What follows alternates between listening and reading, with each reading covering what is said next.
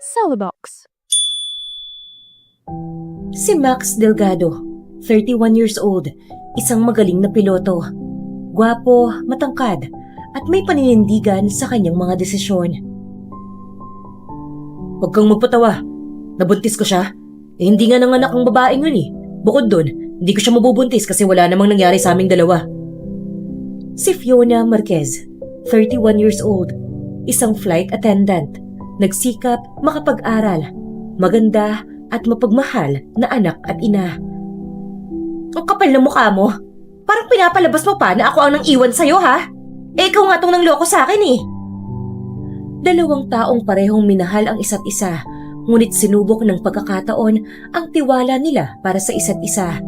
Muli kayang magbabalik ang pagtitinginan nila, lalo na't meron na silang anak na magdudugtong sa kanila. O tuluyan na nilang masisira ang bagong pagsubok nila.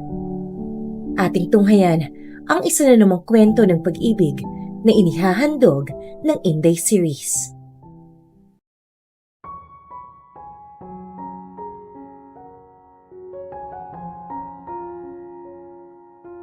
Maayos at ligtas na lumapag ang sinasakyang eroplano nila Fiona. Matapos nilang masagupa ang nakakakabang turbulence. Natural naman yon sa himpapawid. Parang nasa kalsada lang sila at dumaan sa malubak na daan.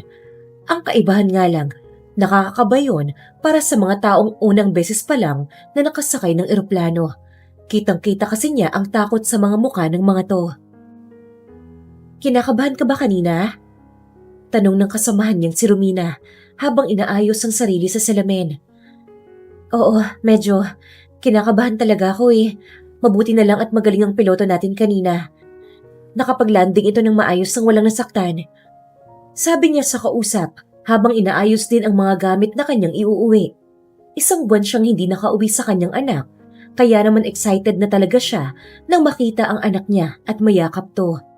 May apartment naman siya malapit sa airport, pero hindi na rin kasi niya kakayanin kung kada uwi niya ay babiyahe pa siya. Kaya naman, kinausap niya ang anak na kada katapusan na lang ang uwi niya. Uwing-uwi ka na naman? Ayaw mo bang sumama sa dinner ng mga kasamahan natin? Tanong ni Romina na inilingan niya. Mas gusto niyang makita ang anak niya kaysa sumama sa dinner. Medyo iwas na rin kasi siya sa mga party. Pakiramdam niya hindi na bagay sa kanya dahil may anak na siya. Basta muna ako. Kailangan ko na talagang umuwi eh. Hindi pwede. Sumama ka na. Sa loob ng 2 taon, ngayon lang kita kinukulit. Sige na, ngayon lang naman. Wala ka namang asawa eh. Kaya bakit hindi ka man lang mag-enjoy? Sabi nito, kaya wala na siyang nagawa, kundi pagbigyan na lang ang kakulitan nito. Totoo naman kasi na talagang hindi man lang siya nakikisama sa mga kasamahan niya. Puro na lang siya tanggi, kaya nang mangulit to. Napatango na lang siya. Tinawagan na lang niya ang kanyang ina para sabihin na gagabihin siya ng uwi. Pero imbis na magtanong at magalit, dahil gagabihin siya, parang natuwa pa ang ginang sa narinig. Talaga ba? Mabuti naman at natuto ka ng makisama ulit.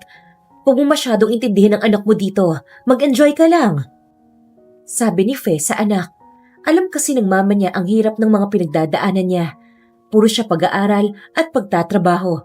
Ganun umiikot ang buhay niya mula nang lumayo siya sa kanyang ex na si Max. Sige po ma, tatawag na lang po ako kapag pauwi na ako. Sabi niya bago niya tuluyang binaba ang tawag. Kitang-kita naman niya ang masayang mukha ni Romina nang tignan niya ito. Salamat naman at makakasama ka na rin namin sa wakas, ang pinakamaganda sa amin. Tumigil ka nga, puro ka talaga kalokohan. Saan ba tayo pupunta? Siguraduhin mong maganda ang pupuntahan natin dahil kung hindi, hindi ka na makakaulit. Wait ka lang, dadalhin ka namin sa pinakamagandang lugar na pinagtatambayan namin.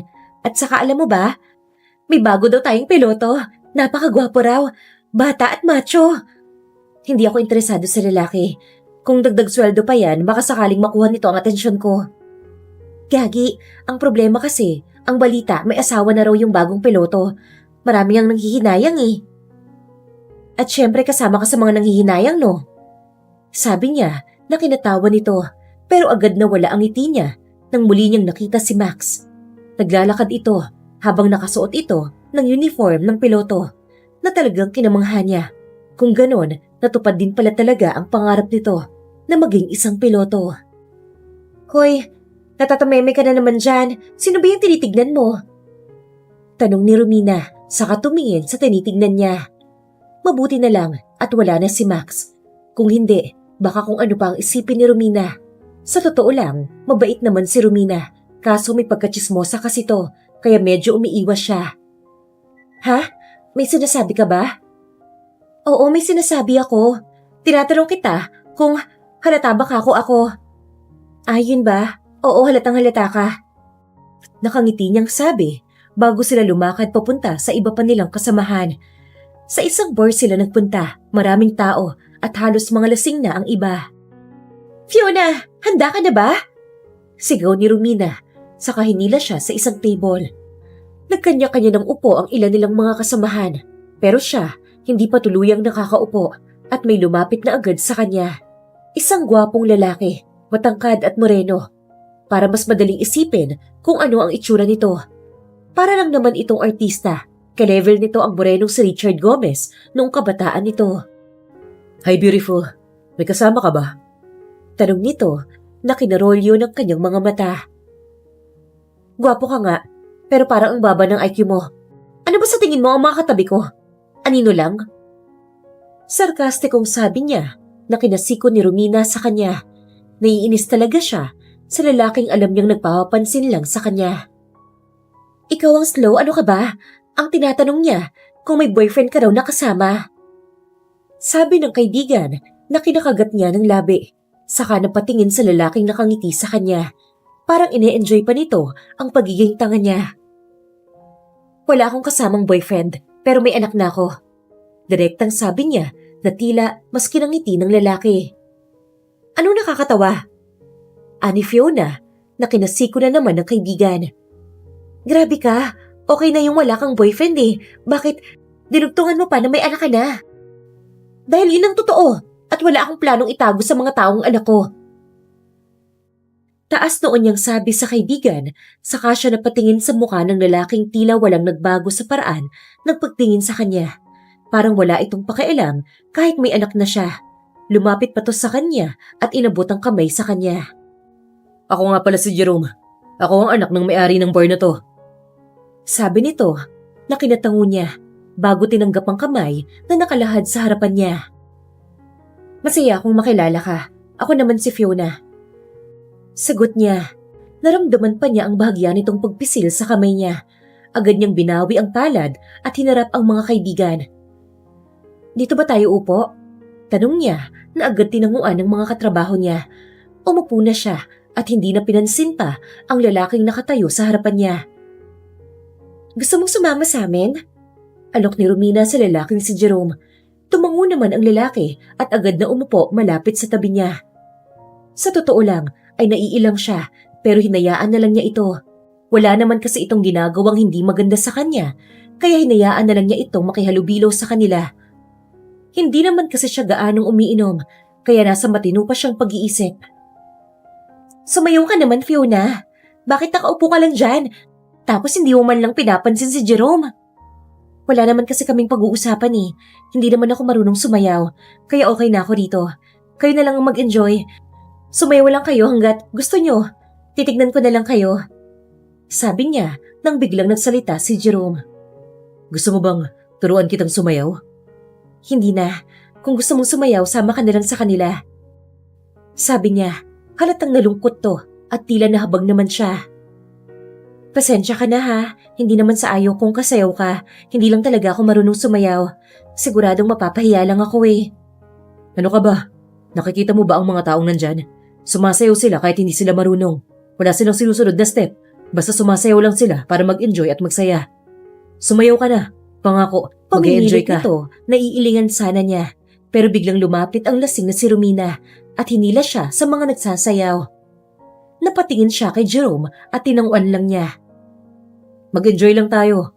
Sabi nito, saka mabilis na lumapit sa kanila at sumayaw. Sa paraan nito ng pagsayaw, para lang siyang itong tinuturuan. Bumubulong pa ito sa kanya. Ikaw ang pinakamaganda rito. Sabi nito na kinailing niya. Ewan ko sa'yo, Pinobola mo pa ako. Sabi niya na tinawanan nito ng mahina. Parang nagiging komportable na siya rito dahil kahit sumasayaw siya, kita niya ang distansya nito sa kanya. Hindi ito dumidikit sa kanya, hindi gaya ng ibang lalaki na halatang pasimpleng dinidikitan siya. Nasa ganun siyang pag-iisip nang bigla siyang makabunggo. Natapakan din niya ang paa ng lalaking nasa kanyang harapan. Naku, sorry, hindi ko sinasadya. Sabi niya, saka siya tumingala. Sa kanyang pagtingala ay biglang nanlamig ang buong katawan niya at nanigas. Hindi niya inaasahan na makikita niya si Max. Titig na titig ito sa kanya. Maraming tanong ang nakikita niya sa mga mata nito. Pero dahil maraming nasa paligid at mas mabilis niyang pag-atras palayo rito, hindi nito magawang magtanong. Agad siyang tumalikod at hinarap si Romina para magpaalam. Tingin ko, kailangan ko nang umalis, Romina.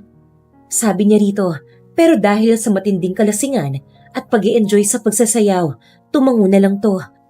Aalis na sana siya pero biglang hinawakan ni Jerome ang braso niya at saka siya tinanong. Teka, Fiona, saan ka pupunta? May problema ba? May ginawa ba akong hindi mo nagustuhan? Nako, wala kang ginawang masama pero kailangan ko na talagang umalis eh. Nahihilo na rin kasi ako. Kaya mas lalong kailangan kitang ihatid. Pumayag ka na, please. Pakiusap nito. Natatanggihan na sana niya nang mapansin niyang palapit si Max sa kinaroroonan niya. Sige, baka pwedeng bilisan na nating umalis? Sabi niya nang biglang humarang si Max sa lalakaran nila. Tingin ko, kailangan nating mag-usap, Fiona. Sabi ni Max na kinatingala niya. Wala tayong dapat pag-usapan. Paanong wala? Marami akong gustong itanong sa'yo. Sabi nito na tila nakaagaw ng pansin ng mga taong naroon. May diin kasi ang tanong ni Max sa kanya, kaya napatingin siya sa mukha ni Jerome. Samantala, nagpalipat-lipat ng tingin si Jerome, kina Max at Fiona. Nang bigla siyang tignan ni Fiona para itong humihingi ng tulong sa kanya. Napatingin naman siya kay Max na kasalukuyang nakakuyom ang mga kamay. Hindi siya tanga para hindi malaman na may something sa dalawa. Nang biglang nagsalita si Fiona, yumakap pa ito sa braso niya, saka ito tumingin kay Max. Kailangan na naming umalis ng boyfriend ko. Sabi ni Fiona na kinabilog ng mata niya. Sa sobrang gulat niya ay napatango na lang siya dahil sa pagtango niya ay mabilis na siyang hinila ni Fiona palabas ng bar. Sino ba yun? Siya ang ex mo, no? Siya ba ang ama ng baby mo? Tanong niya na hindi agad nakasagot si Fiona. Sakay ka na. Alok ni Jerome, saka niya binuksan ang pinto ng kotse. Baka sa mukha ni Fiona ang pag-aalinlangan. Pangako, wala akong gagawing masama sa'yo. Ihatid lang talaga kita sa inyo. Sabi pa ni Jerome, tatanggi pa sana ito nang mapansin nito na palabas na ng bar si Max at mabilis itong pumasok sa kotse. Tayo na. Mabilis na aya ni Fiona sa kanya na agad niyang sinunod. Sumakay na rin siya agad ng kotse at mabilis niya itong pinaandar. Nang medyo malayo na siya, ay pinahinto ni Fiona ang kotse dahil bababa na raw ito at doon na raw siya sasakay ng bus. Bakit dito pa? Pwede naman kitang ihatid hanggang sa inyo. Ayoko kasing makita ka ng anak ko dahil baka iba ang isipin niya. Naiilang nasabi nito sa kanya na tinanguan niya. Naiintindihan naman niya ang punto nito pero nag-aalala talaga siya para rito. Kaya naman pinarada niya ng maayos ang kotse niya saka rin siya bumaba. Bakit bumaba ka pa? Umuwi ka na. Alam kong nakainom ka na rin eh. Tama. Nakainom na rin ako. Kaya medyo nahihilo na ako. Tingin ko nga ay hindi na ako makakapag-drive eh. Kaya tinawagan ko na lang ang driver ni Daddy para ipakuha ang kotse ko. Grabe ka. Sinabi ko na kasi sa'yo na ayos lang talaga ako eh. Basta ihatid na kita. Ayun na pala ang bus. Sabi niya na basta na lang tumakbo habang hawak ang kamay ni Fiona. Nang makaupo na sila, napansin niyang hindi komportable si Fiona na katabi siya. Kaya lumipat na lang siya sa kabilang upuan. Dahilan para mapatingin ito sa kanya. Bakit lumipat ka pa? Ayos lang naman sa akin kung magkatabi tayo eh. Talaga? Ayos lang?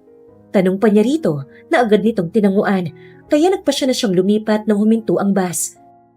Pero hindi pa siya tuluyang nakakaupo ay bigla itong umandar kaya na-outbalance siya. Nakaupo siya sa sahig at kitang-kita niya ang ilang mga pasahero na natatawa sa itsura niya at ang iba naman ay concern gaya ni Fiona. Hoy, ano ka ba? Ayos ka lang? Sabi ko sa'yo lasing na talaga ako.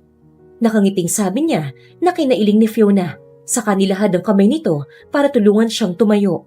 Nasa ganun silang sitwasyon nang huminto muli ang bus at sumakay ang isang bulto. Si Max. Madilim ang muka at inilang hakbang lang ang kinaroroonan ni Fiona. Saka mabilis na umupo sa tabi ng dalaga na halatang kinagulat nito. Ganun din siya. Nagulat din siya dahil imbes na makatayo na siya ng tuluyan ay napaupo muli dahil biglang dumaan si Max sa pagitan nila. Napatingin siya kay Fiona. Kitang-kita niya ang pagkairita nito na ambang tatayo na sana pero biglang umandar na ang bus. Ano sa tingin mo ang ginagawa mo? Kasama ko ang bago kong nobyo, kaya bakit ka nang gugulo? Huwag ka nang magsinungaling. Alam kong hindi ka na nagnobyo. Wala nang umalis ka at iwan ako. Mahiya ka nga. Talagang dito mo pa planong sabihin yan? Wala ka ba talagang kahihiyan? Kaya nga pumayag ka na makipag-usap sa akin Marami akong gustong sabihin sa'yo. Wala na tayong dapat pag-usapan. Sabi ni Fiona, saka sumigaw sa driver na bababa na siya. Agad namang huminto ang driver at bumaba si Fiona. Sumunod din si Max na bumaba bago siya sumunod sa mga ito. Gusto na sana niyang mangialam pero parang gusto rin ni Fiona na mag-usap sila ni Max. Nakita niyang napatingin si Fiona sa kinatatayuan niya at saka mabilis na lumapit. Pasensya ka na ha, hindi ko kasi alam na susunod pala tong asungot na to sa akin Sabi ni Fiona, halatang nahihiya. Mukhang may kailangan talaga kayong pag-usapan. Sabi niya na agad sumabat si Max. Oo, meron talaga kaming dapat pag-usapan. Mabuti naman at marunong kang makiramdam. Sabi nito sa kanya na kinailing niya bago hinarap si Fiona. Pasensya na mukhang hindi na talaga kita maihahatid. Pero asahan mo, napupuntahan kita rito. Tapusin mo na lang muna ang problema mo sa kanya para naman maligawan kita ng walang asungot na nakapaligid. Sabi niya, saka tumingin kay Max na halatang inis na inis sa kanya. Samantala, hindi makapaniwala si Fiona sa sinabi ni Jerome na plano nitong ligawan siya. Magsasalita pa sana siya pero nakapagpaalam na si Jerome sa kanya ni hindi nga ito nagpaalam kay Max. Bagkos, nilisihan pa nito si Max. Ayos ang lalaking yun Kung makangisi sa akin, kala mo may ibubuga siya. Kung sa ibubuga, totoong may ibubuga siya sa'yo. Masyado siyang gwapo kumpara sa'yo. Sabi niya para mabwisit to. Ako? Walang ibubuga sa lalaking yun. Nakikita mo ba ang itsura ko sa lalaking yun? Di hamak na mas gwapo ako sa lalaking yun. Inis na sabi nito sa kanya. Alam niyang ganun ang magiging reaksyon nito dahil kilala niya ito. Ayaw na ayaw nitong nasasapawan. Totoo naman kung titignan, gwapo si Jerome. Pero pagdating sa palakasan ng dating, mas malakas ang dating ni Max. Biglang natahimik si Fiona. Sa isipin na nakakaramdam pa rin siya ng paghanga para kay Max. Ano ba itong nasa isip ko? Nakakahiya ka, Fiona. Hanggang ngayon ba, natatangay ka pa rin sa kagwapuhan niya? Sabi niya sa isip nang biglang may lumabas ng gate. Mama niya, hindi niya napansin na nasa tapat na pala siya ng bahay niya. Mabilis na lumapit sa kanya ang ginang at masaya siyang binati. Nariyan ka na pala. Kamusta ang dinner niyo ng mga katrabaho mo? Nag-enjoy ka ba? May nakilala ka bang gwapo ron? Opo, may nakilala po ako. Gwapo to at may-ari ng bar. Plano raw niyang dumalaw sa akin para ligawan ako. Sabi niya na lalong kinalawak ng ngiti ng ginang. Halata sa mukha nito ang saya. Sinadya niyang iparinig yun kay Max para hindi naman ito isipin na nagpakaburo siya ng ilang taon mula nang maghiwalay sila.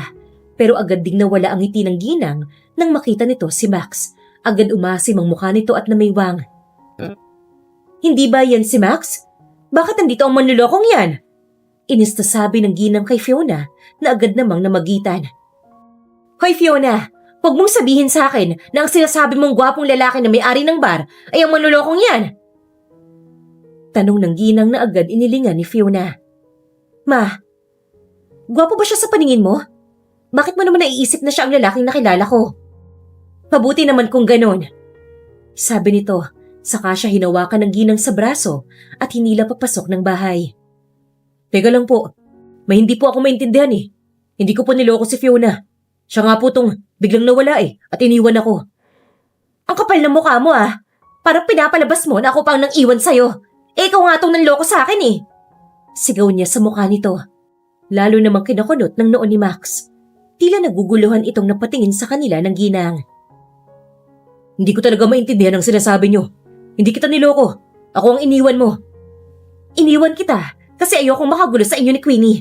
Tapos itatanggay mo pa. Sabi niya nang biglang lumabas ang batang si Johan. Kumakamot ng mata na sinalubong ang ina. Mommy, nasan po ang pasalubong ko? Tanong ni Johan na agad niyang kinatingin kay Max. Kitang-kita niya ang halo-halong emosyon sa mukha nito. Habang lumalapit sa bata, nakita rin niya ang biglaang pagsilay ng kasiyahan sa mukha ni Johan. Nang makita nito si Max, alam niyang makikilala na ito ng bata dahil wala namang halos nagbago sa mukha ni Max bukod sa naging mas gwapo pa ito. Daddy? Alanganing tawag ni Johan kay Max na kasalukuyang dahan-dahan na lumalapit sa kanilang mag-ina. Anak, dun ka na muna sa loob. Mom, si Johan ipasok niyo po muna sa loob ng bahay. Sabi niya, saka marahang tinulak sa ginang ang anak. Pero bago pa niya maitulak sa ina ang bata, ay mabilis na naiharang ni Max ang kamay nito at nahawakan ang braso ng bata. Teka lang po, gusto ko lang malaman kung ilang taon na ang batang to. Mag-5 na po ako, Daddy! Sagot ng bata na agad yumakap kay Max. Wala na siyang nagawa kundi ang mapakagat-labi na lang habang tinitignan ng mag-ama na magkayakap. Gusto niyang hablutin si Johan at ilayo sa ama nito pero hindi niya kayang sirain ang kasiyahan sa mukha nito. Daddy, hindi ka na po ba aalis dito? Tanong ng bata na kinalunok niya at kinakagat-labi. Hindi niya alam kung ano ang gagawin ng mga oras na yon. Parang napakadali lang para kay Max na ariin ito ang bata, gayong hindi pa man niya sinasabi rito ang katotohanan. Max, tingin ko hindi mo kailangan. Nasang-ayunan ang sinasabi ng anak ko. Naghahanap lang siya ng daddy na matatawag, kaya kanya tinatawag na daddy. Kahit itanggi mo na anak ko ang batang to, alam kong anak ko to. Sabi lang nito, dahilan para magkatinginan sila ng ginang. Sa bagay, kahit sa ang anggulo tignan, batang version ito ni Max. Magkamukhang magkamukha kasi ang mga ito. Mas lalo pang walang nagawa si Fiona nang hilahin ni Johan si Max sa loob ng bahay para ipagmalaki rito ang mga achievements nito sa school. Dahil kahit napakabata nito ay madalas na itong nananalo sa poster making. Sa katunayan nga, kakapanalo lang daw nito sa contest kanina. Nang makapasok na ang mga ito, ay mabilis silang pumasok ng ginang sa loob ng bahay. Doon niya nakita kung paano ipagmalaki ng anak ang mga gawa nito. Pero mas lalo silang nagulat nang biglang mapaupo si Max at mapatakip ng muka. Bakit Fiona? Bakit mo hinayaan na magkahiwalay kami ng anak ko? Bakit hindi mo sinabi sa akin na magkakaanak tayo noon? Bakit ka biglang lumayo?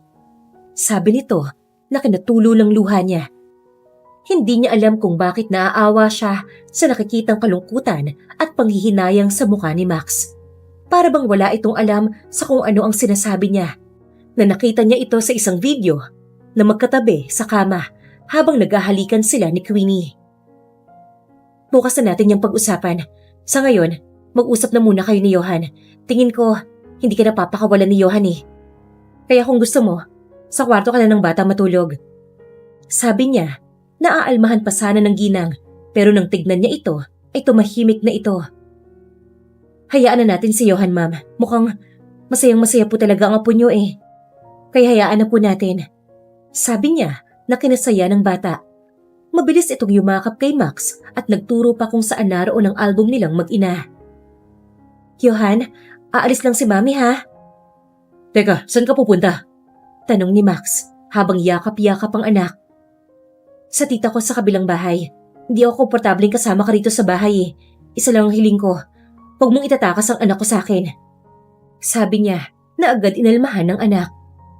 Mommy, huwag ka na pong umalis. Dito ka na lang po. Pero anak, hindi kasi kami pwedeng magsama ng daddy mo At bakit hindi naman pwede? Wala naman akong gagawin sa'yong masama Pangako. Gusto lang sana kitang makausap pagkatulog na ang bata. Meron akong hindi maintindihan sa mga sinasabi mo kanina Hindi mo naman kailangan na intindihin yon. Paano hindi? Parang sinasabi mo na kaya tayo naghiwalay ay dahil nagloko ko. Pero wala nga akong matandaan na nagloko ko eh. Ikaw ang nang iwan sa akin na walang paalam. Bigla kang nawala. Sabi nito na kinasama ng mukha niya. Napakagaling kasi nitong umarte. Kung hindi lang niya nakita ang video, baka napaniwala na siya nito na wala nga itong nagawang mali sa kanya. Ewan ko sa'yo. Sige, hindi na ako aalis dito. Pero doon na muna ako sa kwarto ni Mommy. Pagbanding na muna kayong mag-ama. Mamaya na lang tayo mag-usap dalawa. Sabi niya, saka siya mabilis na pumasok sa kwarto ng kanyang mommy. Narinig pa niya ang pagtawag nito sa pangalan niya, pero hindi niya na ito nilingon pa. Basta sinarado na lang niya ang pinto para makapaghilamos na rin siya at makapagpalit na rin ng damit. Nang makaligo na siya, ay hindi niya na nakita sa loob ng kwarto ang kanyang ina. Nabasa na lang niya sa chat nito na ito na lang daw ang matutulog sa bahay ng kanyang tita para naman daw makapag-usap sila ni Max. Napabuntong hininga na lang si Fiona habang tinitignan ang kabuuan ng kwarto. Ang linis talaga ni Mommy sa kwarto. Napapangiting sabi niya, saka siya lumapit sa kama at dahan-dahan na humiga hanggang sa dinalaw na siya ng antok. Nagising na lang siya sa mahinang katok sa pinto. Mabilis naman siyang lumapit sa pinto at binuksan yun. Gulat na gulat niyang naisara muli ang pinto ng kwarto at niyakap ang sarili. Wala na kasi siyang bra na suot. Kaya siguradong nakita nito ang harapan niya. Ano ka ba naman, Fiona? Bakit bigla ka nalang nagbubukas ng pinto? Paninisi niyang bulong sa sarili. Nang biglang kumatok na naman si Max sa labas. Hihintayin kita sa sala. Gusto sana kitang makausap. Sige, sandali lang, lalabas na ako. Sabi niya na kinatango ni Max. Umupo na rin ito sa sala at matyagang naghihintay sa paglabas ni Fiona. Tahimik na naghihintay si Max sa sala nang mapatingin siya sa mga litratong nakasabit sa mga dingding. Marahan siyang tumungo at tinignan ang mga iba't ibang litrato na hindi na ipakita ni Johan sa kanya kanina. Muli na naman napapaiyak si Max sa mga nakikitang mga litrato na kahit isa ay wala siyang kuha. Nasa ganoon na siyang sitwasyon nang biglang lumabas sa kwarto si Fiona. Nakaroba na ito at tahimik na lumalapit sa kanya. Kuha ni Johan yan nung nanalo siya sa poster making contest.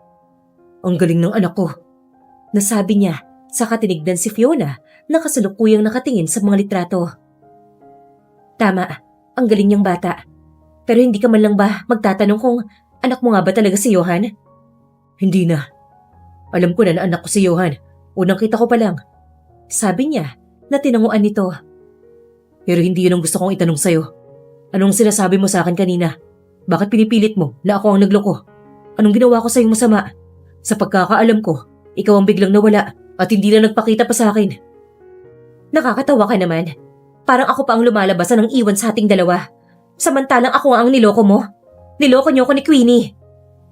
Sabi nito sa kanya na kinakunot ng noo niya. Anong kinalaman ni Queenie sa ating dalawa?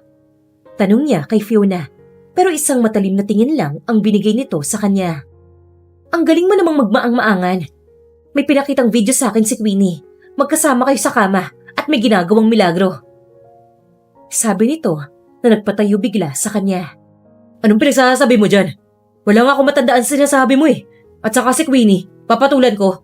Imposible. Hindi ko siya gusto, kaya malabong mangyari na may mangyari sa aming dalawa. Huwag ka nang magpalusot dyan. Mismong sinabi sa akin ni Queenie na buntis siya at ikaw daw ang ama ng batang pinagbubuntis niya. Sabi nito na mas lalong nagpagulo ng lahat sa kanya. Huwag kang magpatawa. Nabuntis ko siya. Hindi nga nanganak ang babaeng yun eh. Bukod dun, hindi ko siya mabubuntis kasi wala namang nangyari sa aming dalawa. Sinungaling. Sabi nito sa kanya, dahilan para hawakan niya ang magkabila nitong braso.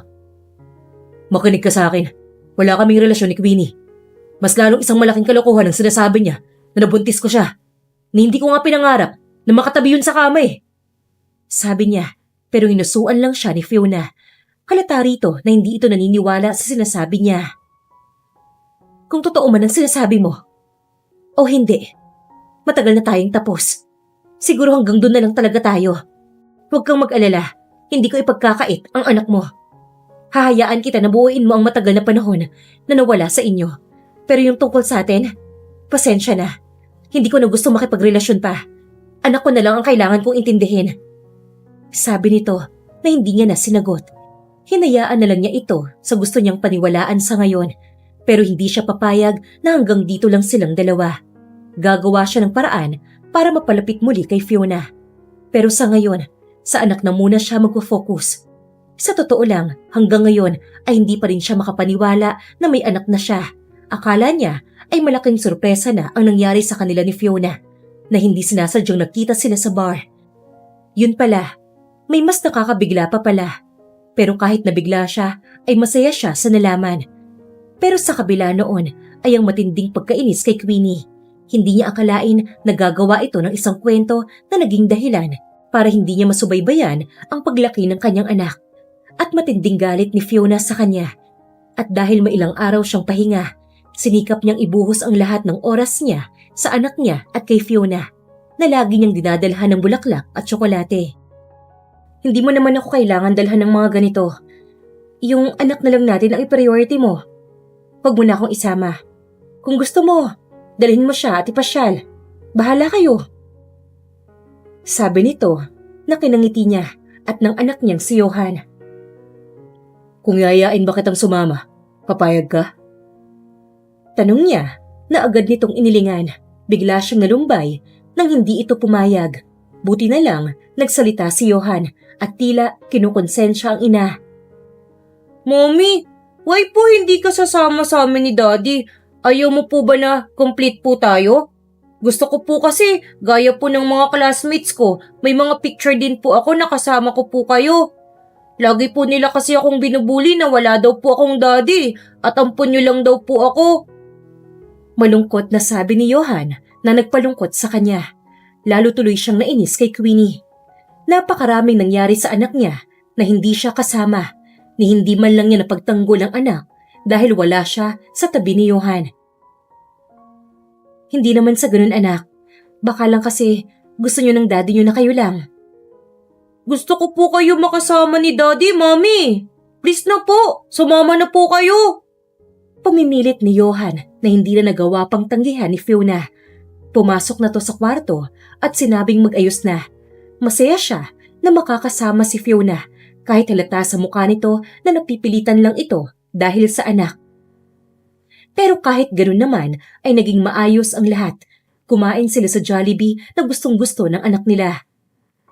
Maghapon silang namasyal, naglakad-lakad. Hindi naman niya nakitaan na naiinip si Fiona o naiinis dahil sa mga nakaw niyang paghawak-hawak ng kamay. Basta ayaw nitong masira ang araw ng kanilang anak. Hating gabi na nang makauwi sila. Pagbungad pa lang niya sa labas ng gate nila Fiona ay may nakita siyang bulto ng isang lalaki. Ito si Jerome. May dalang isang bouquet ng rosas na puti. Mabilis itong lumapit kay Fiona at inabot ang bulaklak. Kanina ka pa rito? Masayang tanong ni Fiona at inilingan nito. Siguro, mga 10 minutes pa lang naman. Sabi nito na tinanguan ni Fiona. Napatingin to sa kanya at kay Johan na kasalukuyang buhat niya dahil nakatulog na ito sa maghapon na biyahe nila. Tara, pasok ka sa loob. Aya nito kay Jerome na kidalawak ng ngiti nito. Hindi niya nagustuhan ang ngiti ni Jerome.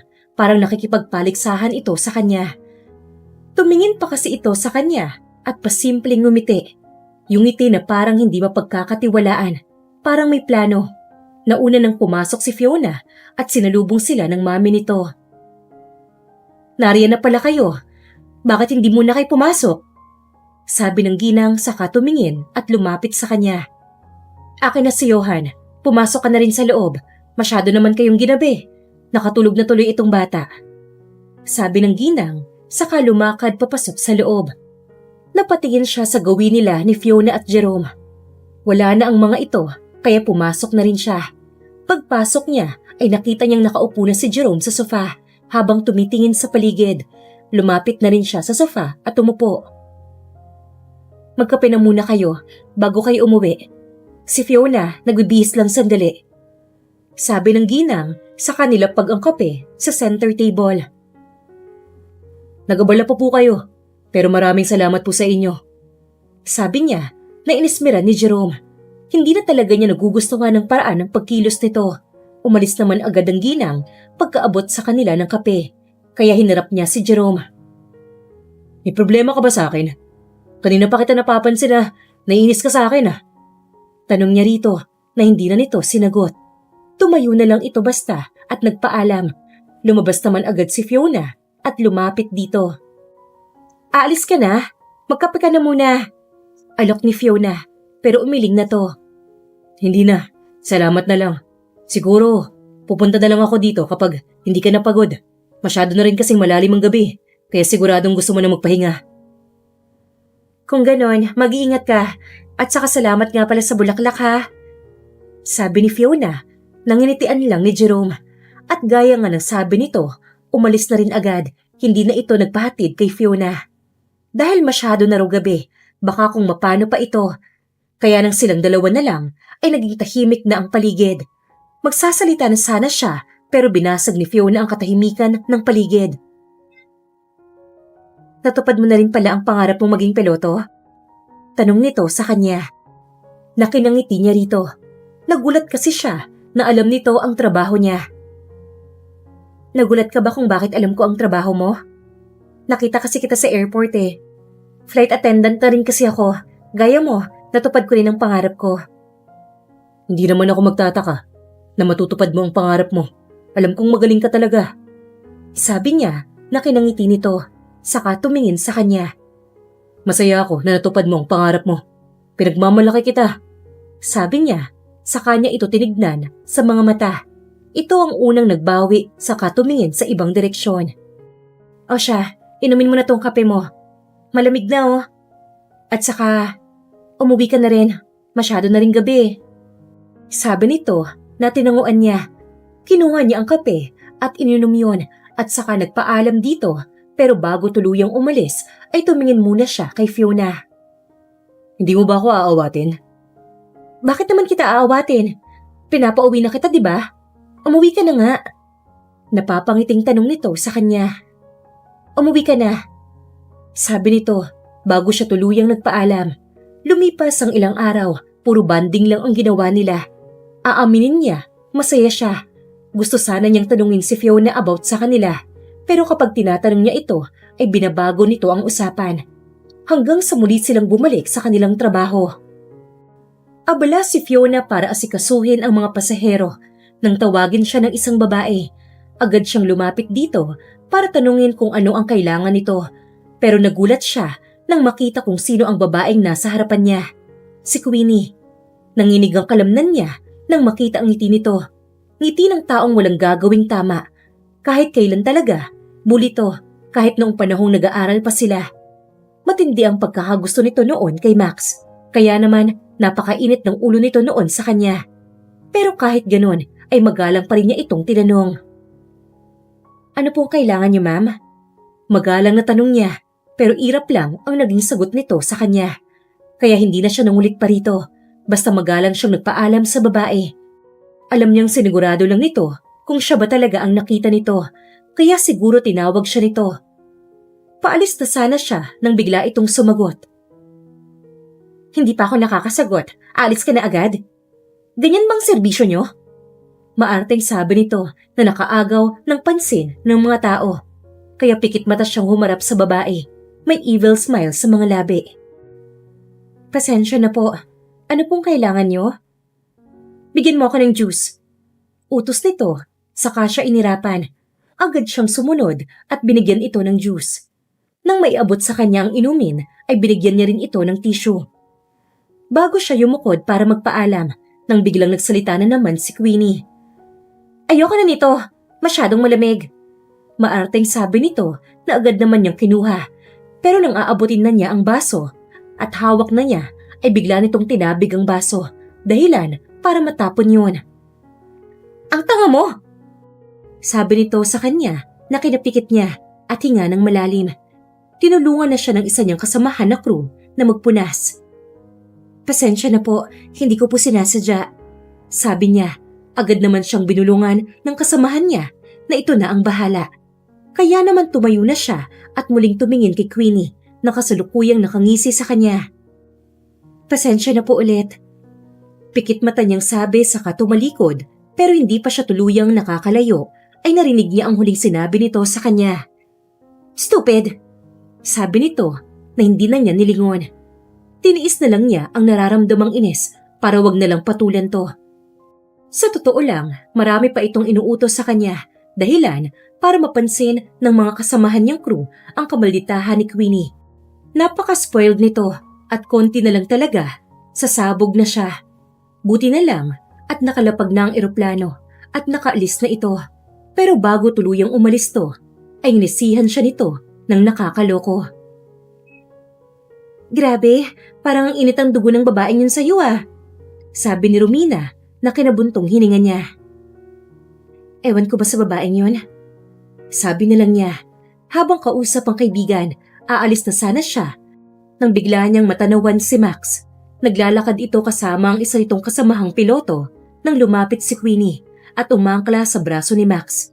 Nakita niya ang pagkairita sa mukha ni Max ng mga oras na yon, pero hindi nito tinanggal ang braso ng babae sa braso nito.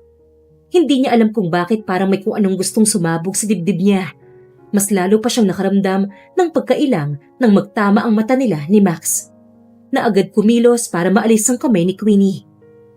Lumapit ito sa kanya at kinitian siya. May pupuntahan ka ba?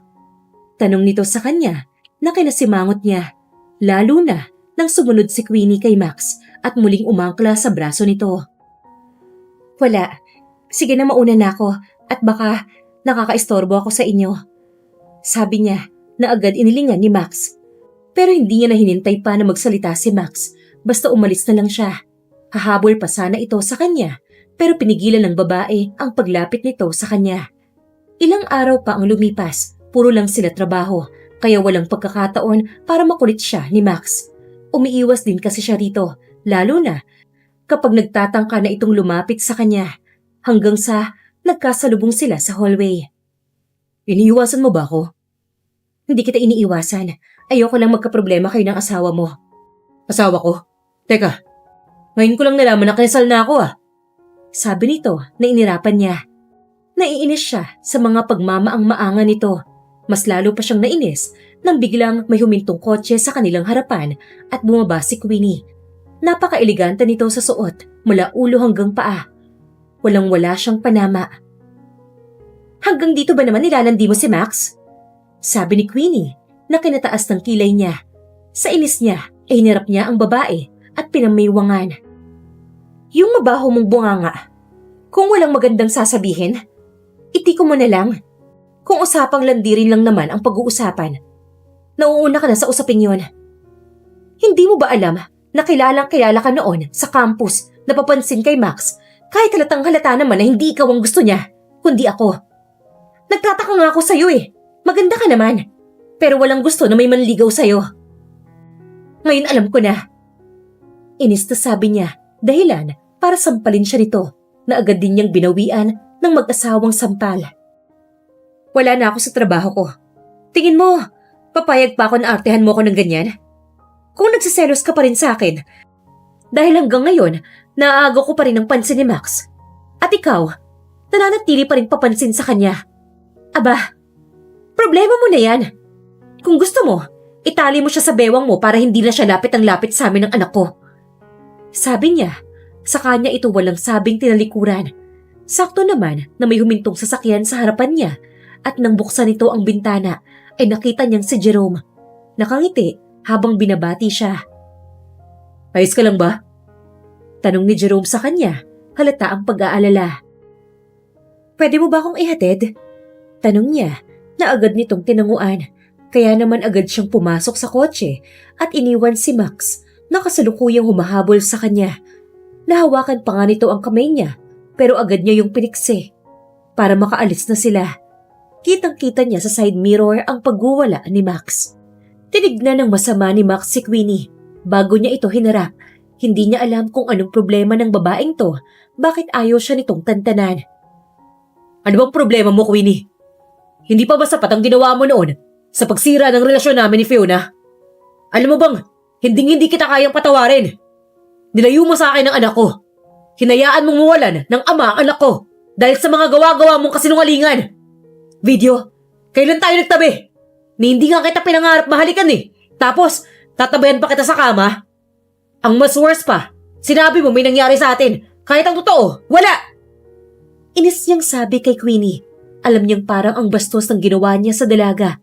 Pero talagang hindi niya nakaya ang ginagawa nito. Umaakto itong parang ayos lang ang ginawa nito sa kanila ni Fiona.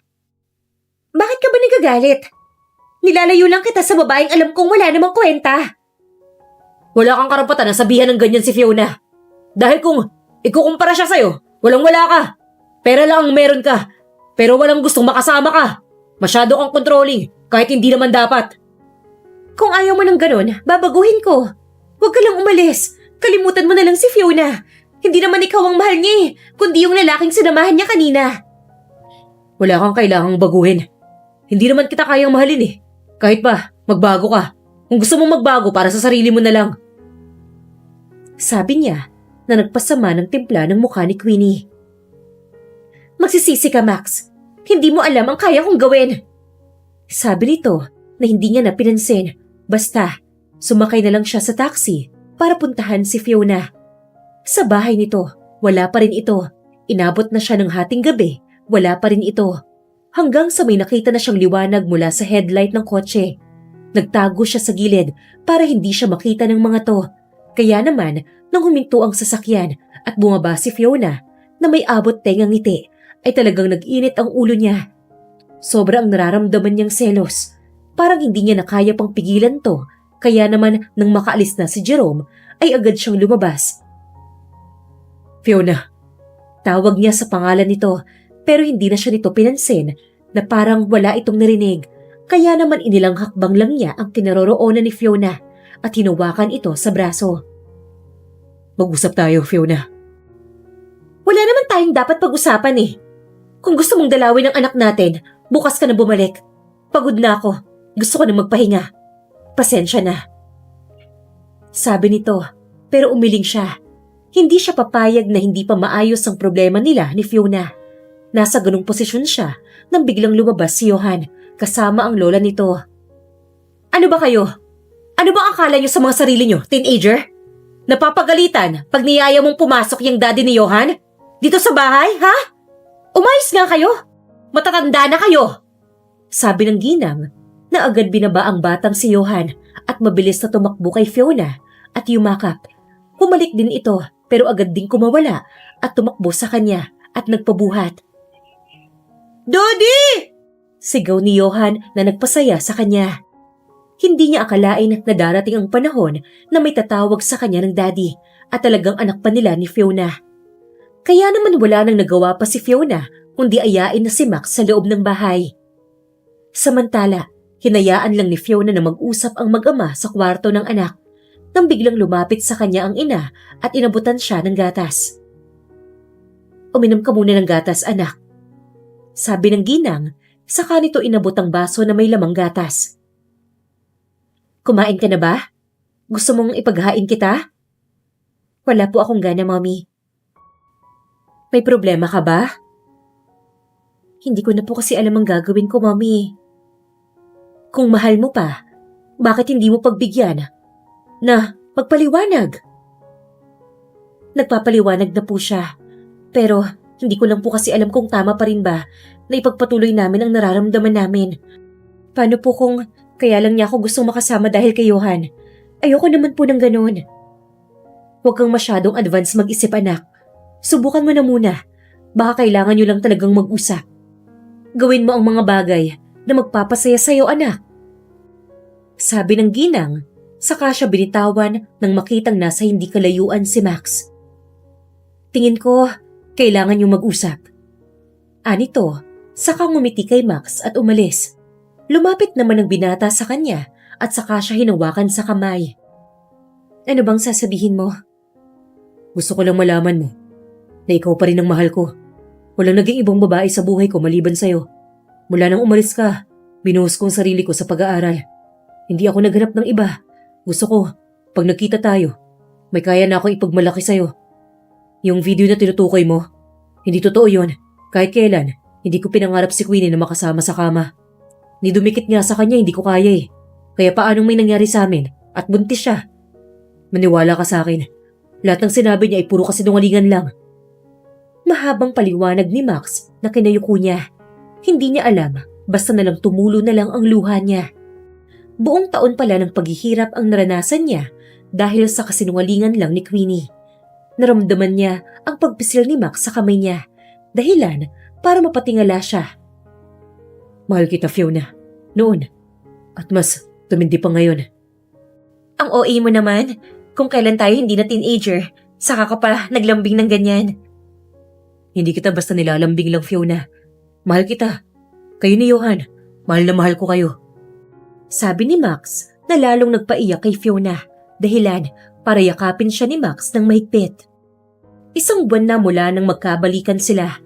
Nagulat na rin ang ilan nilang kasamahan sa trabaho. Hindi makapaniwala ang mga ito na matagal na silang may relasyon at may 5 taong gulang na silang anak. Grabe naman yung pasabog niyo, sabi ni Romina, saka sila tinignan na parang kilig na kilig. Matagal na pala kayong magkakilala, tapos meron na kayong 5 years old na anak? Grabe, sana may ganyan din akong love life. Sagutin mo na kasi ako. Kung sinasagot mo ba naman ako, di sana, hindi ka na naiinggit dyan. Sabi ni Joe. Nakasamahan din nila. Nagtawanan naman ang lahat ng mga kasamahan nila sa biruan ng mga ito at asaran. Ganyan na ganyan nagkatuluyan ng lolo at lola ko nun eh. Panunod yun ng isa pa nilang kaibigan na si Josa.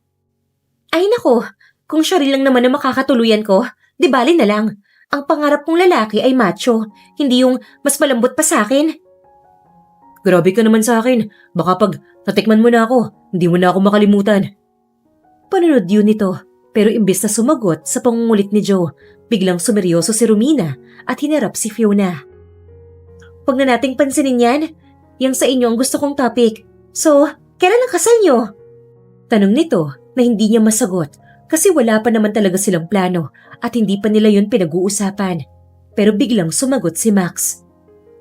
Huwag kang mag-alala. Malapit na kaming ikasal. Sabi ni Max kaya napatingin siya rito. Paano mo naman nasabi na magpapakasal ako sa'yo? Eh hindi mo pa nga ako tinatanong eh. Sabi ni Fiona. Bakit? Pag nag-propose na ba ako sa'yo ngayon, sasagutin mo na ako agad? Tanong ni Max, saka siya tinignan sa kanyang mga mata. Hindi naman kaagad siya nakasagot, lalo na nang biglang umugong ang asaran ng mga kasamahan niya. Maya-maya pa ay hindi inaasahan na biglang may lalapit sa kanya. Inabot ang isang rosas, dahilan para mapatingin siya sa babaeng nagbigay. Maya-maya ulit ay may lalaki naman na lumapit sa kanya at muli na naman siyang inabutan ng isa pang rosas. Teka, anong ibig sabihin nito? Namamanghang tanong niya hanggang sa sunod-sunod na ang mga lumalapit kay Fiona at nagbibigay ng bulaklak hanggang sa biglang humarap si Max sa kanya at hinawakan ang isa niyang kamay. Fiona, alam kong nagulat ka sa ginawa ko ngayon. Pero hindi ko na kaya pang maghintay pa ng ilang taon bago ka makasama. Gusto kong iuwi ka sa bahay na pinundar ko para sa inyo ni Johan. Gusto na kitang mayakap araw-araw, makatabi sa gabi at araw-araw na mahalikan. At higit sa lahat, gusto na kitang maangkin para wala nang ibang lalaki na lalapit sa'yo at magtangkang ligawan ka. Sabi ni Max na kinatawa ng lahat. Sagutin mo na, Fiona. Mukhang hindi na humihingi. Baka mamaya bumulagtayan. Sabi ni Romina. Saka siya kinindatan. Sigurado ka ba talaga? Napapakasalan mo ko? Oo, sigurado na ako. Papakasalan na kita para tumigil na yung mga taong umaaligid sa'yo at para buo na talaga ang pamilya natin. Makahulog ang sabi nito na kinangiti niya. Nagulat talaga siya sa biglaang ginawa nito. Hindi tuloy niya mapigilang mapangiti at kiligin. Grabe naman ang pagiging seryoso mo, sir. Huwag kang mag-alala. Sa tinagal-tagal namin nakasama si Fiona, nakita na namin kung gaano siya ka-allergic sa lalaki. Sabi ni Joe na sinang-ayunan ng lahat. Grabe naman kayo sa akin. Hindi naman ako naging allergic sa lalaki. Naging kaibigan ko nga si Jerome. Sabi niya na kinasama ng mukha ni Max. Halatang halata rito ang selos pag binabanggit ang pangalan ni Jerome. Tinatanong kita, bakit napunta sa Jerome na yun ang alok kong pagpapakasal sa'yo? Nagtatampong sabi ni Max na kinagat ang labi niya. Bigla siyang nahiya. Bakit ba niya naisingit ang lalaking hindi naman nagkaroon ng pag-asa sa kanya? Nasa ganun silang sitwasyon nang biglang lumitaw si Queenie. Nasa harapan nila ni Max. Halata sa mukha nito ang matinding galit at paninibugho dahil sa pagtanggi ni Max.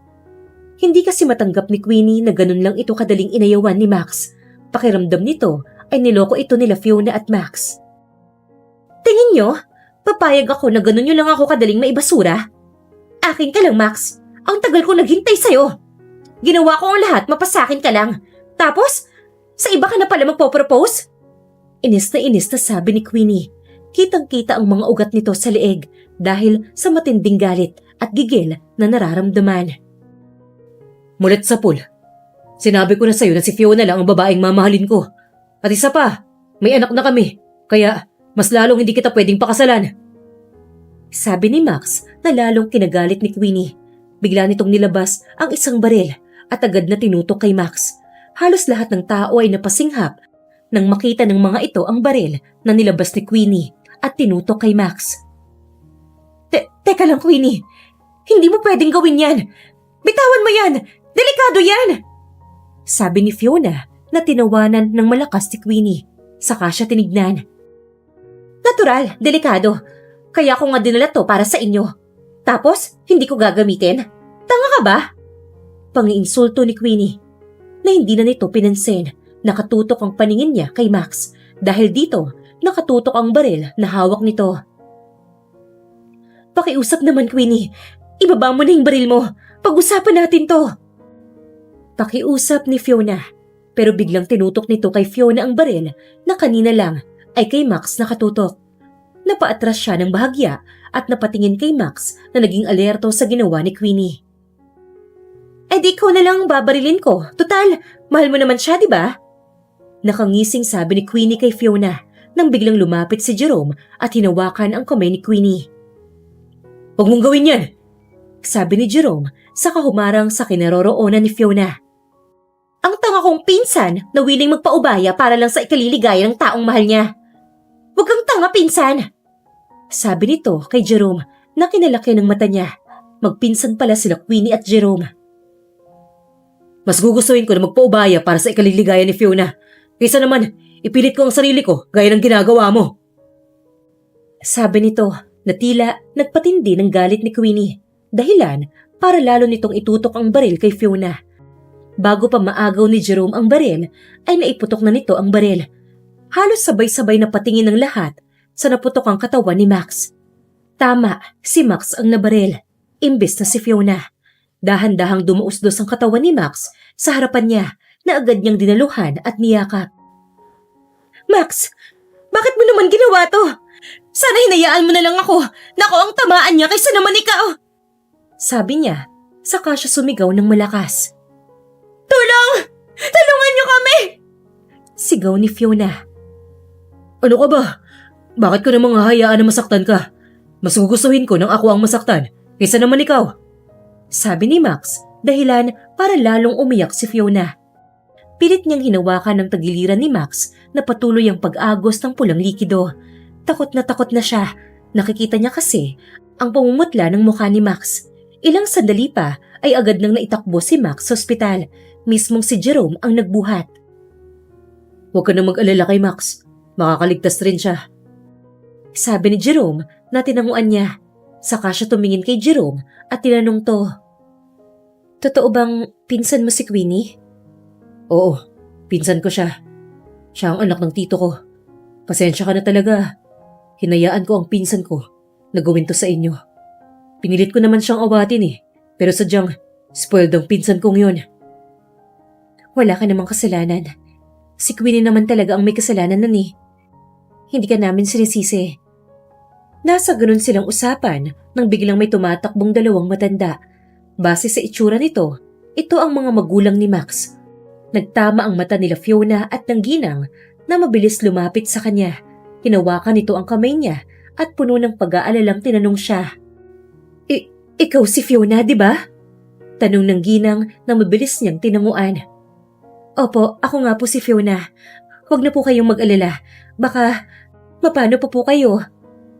Sabi niya, saka inalalayan ito sa pag-upo. Maya-maya pa, ay mama naman niya ang dumating. Buhat-buhat ang kanyang anak na mabilis bumaba sa lola at tumakbo patungo sa kanya. Mommy! Tawag ng anak saka umiiyak na yumakap sa kanya. Kamusta na po si Daddy? Ayos lang naman po siya, di ba? Hindi na po niya ulit tayo iiwan, di ba? Sunod-sunod na tanong ng bata, dahilan para biglang mapatingin sa kanila ang mga magulang ni Max. Puno ng pagtataka na napatingin sa kanila. Daddy, siya ba yung apo namin? Tanong ng matandang lalaki na si Rodolfo. Tumango naman siya at agad pinakilala ang anak sa mga lolo at lola nito. Tuwang-tuwa na niyakap ng mga ito si Johan nang biglang lumabas ang isang doktor at lumapit sa kanila. Kamusta na po ang anak namin? Tanong ni Rodolfo nang initian ng doktor. Ligtas na po ang pasyente. Masayang pagbabalita ng doktor na agad nilang kinahinga ng maayos. Nawala na ang kaba nila at napalitan ng mga ngiti. Salamat naman po. Maraming salamat. Pagpapasalamat ng ginang sa doktor bago tuluyang umalis. Masayang-masaya silang nagyakapan at nagpasalamat sa may kapal. Maliwanag at halos masilaw si Max sa liwanag nang unti-unti niyang idilat ang kanyang mga mata. Sa pagdilat niya, ng tuluyan ay napatingin siya sa gilid niya at nakita niya si Fiona. Tinawag niya ang pangalan nito kahit parang walang tinig na lumalabas sa kanya. Masakit ang lalamunan niya at ganun din ang buo niyang katawan. Fiona. Mahinang tawag niya sa dalaga na agad nagpadilat at napatingin sa kanya. Max, gising ka na? Agad siyang sumigaw at tumawag ng doktor habang mahigpit na hawak ang kamay niya. Nanginginig ang mga kamay nito kaya naman pinisil niya ang kamay ng babaeng mahal na mahal niya. Masaya ako nagising ka na, Max. Salamat sa Diyos. Sabi nito saka siya nito niyakap. Wala pa rin itong tigil sa pag-iyak kaya naman nginitian niya na ito. Ano ka ba? Gising na nga ako eh. Umiiyak ka pa rin. Hindi pa naman ako patay. Grabe ka. Huwag mo ang gawing biro ang salitang patay. Hindi mo alam kung gaano ako natakot na hindi ko man lang nasasabi sa'yo kung gaano kita kamahal. Sabi ni Fiona sa kanya. Nanginitian niya. Mahal na mahal kita, Max. Payag akong magpakasal sa'yo. Sabi nito na kinangiti niya. Masayang-masaya talaga siya. Niyakap siya nito habang umiiyak. Nasa ganun silang posisyon nang biglang bumukas ang pinto at pumasok ang kanyang mga magulang. Mabilis lumapit ang mga ito at kinamusta ang lagay niya. Ilang sandali pa, yung mama naman ni Fiona ang dumating, bit-bit ang anak nila. Na agad nagpababa nang makitang gising na siya. Daddy! Sigaw ng bata at patakbong lumapit sa hospital bed. Ingat anak, may sugat pa ang daddy mo. Sabi ni Fiona. Akala ko po talaga iiwan niyo po ulit ako eh. Hindi ko nagagawin yan. Naiwan kayo ng mami mo. Katunayan nga, pumayag na ang mami mo na magpakasal kami. Pagbabalita niya sa bata na kinasigaw ng bata sabay talon. Gustong-gusto mo ba talaga na ikasal kami ng daddy mo? Siyempre naman po, para may maipakita na po ako at may maipakilala sa mga classmates ko na hindi lang sila ang may daddy. Pagmamalaki ni Johan na tinawanan nilang lahat. Halatang halata kasi sa mukha ng anak niya ang pagyayabang na marahil hindi nito nagawa kasi hindi niya kasama noon ang anak. Huwag kang mag-alala. Paggaling na paggaling ko dito, pupunta na tayo sa school at ililibre ko lahat ng mga kaibigan mo. Sabi niya na lalong kinasaya ng bata. Lumipas pa ang ilang araw, malapit na siyang lumabas ng ospital nang biglang dumalaw sa kanya si Jerome. Alanganin itong ngumiti, marahil ay tinatansya nito kung galit ba siya. Kaya naman ngumiti siya at pinapasok to. Pasok ka. Nakangiti niyang sabi kay Jerome, pero imbis na tuluyan itong pumasok, tumingin muna ito sa labas. May gusto sanang kumausap sa'yo. Sabi ni Jerome, kaya napatingin siya sa labas ng pinto at nakita niya ang unti-unting lumilitaw na figura. Si Queenie, hindi ito makatingin sa kanya. Baka sa mukha nito ang takot at kaba, kasama na ang kahihiyan na humarap sa kanya. Pumasok kayo rito. Hindi naman kayo guard ng ospital para dyan tumayo. Biro niya para mawala ang tensyon sa pagitan nila. Pinili na lang niyang patawarin ito at huwag nang sisihin. Ganon din naman ang sinabi ni Fiona sa kanya, kaya sinunod na lang niya. Hindi ko alam kung paano hihingi sa iyo ng tawad. Sa inyo ni Fiona, napakarami kong nagawang kasalanan sa inyo. Sabi nito, nanginitian lang niya nang biglang sumulpot si Fiona. Huwag ka na mag-alala, napatawad ka na namin. At isa pa, kasalanan ko rin eh. Hindi ko kasi binigyan ng pagkakataon si Max na ipaliwanag ang sarili niya noon. Masyado akong naging padalos-dalos. Sabi ni Fiona na lumapit sa kanya at inabutan ng tubig at gamot. Inumin mo muna to. Sabi ni Fiona na kinangiti niya. Ang sweet talaga ng asawa ko. Sabi ni Max, saka tumingin kay Jerome. Huwag kang mag-alala. Alam ko naman na ikaw ang pinili niya at tanggap ko na yon. Nagpunta lang talaga ako rito para samahan ng pinsan ko. Ikaw talaga? Huwag kang mag-alala. Ikaw lang talaga ang mahal ko at wala nang iba. Sabi ni Fiona kay Max na kinakilig niya. Grabe, kung kailan kayo tumanda, saka pa kayo lumandi. Sabi ni Jerome na sinigundahan ni Queenie. Matagal na silang malanding dalawa. Sabi nito na kinatawa nilang lahat. Ilang buwan pa ang lumipas, kasal na sila. Magaling na rin siya. Katunayan nga, nasa Boracay sila para sa 6th birthday ng kanilang anak na si Johan. Pero bago sila magtungo sa Boracay, nagpa-party muna sila sa kanilang mansyon para sa mga kaibigan ni Johan. Napukaw ang pagmuni-muni niya nang biglang yumakap si Fiona sa likuran niya. Masaya ka ba? Tanong nito na kinaharap niya. Nakita niya ang maamong muka ng kanyang asawa at saka niya ito ginawaran ng halik sa noon nito. Ano ba namang tanong yan? Natural, napakasaya ko Han. Dahil kasama na kita, kayo ng anak natin. Wala na akong mahihiling pa, kundi sana palagi lang tayong malakas at masaya. Wala na akong mahihiling pang iba. Nasa akin ka na, kaya kontento na ako sa buhay ko nakapiling ka. Sabi niya, saka dinampian ng halik ang labi ng asawa. I love you. I love you more. Sabi niya. Saka muling naghinang ang kanilang mga labi, punong-puno ng pagmamahal at respeto. Hindi sa lahat ng oras tama ang padalos-dalos na pasya. Matutong makinig at magtanong.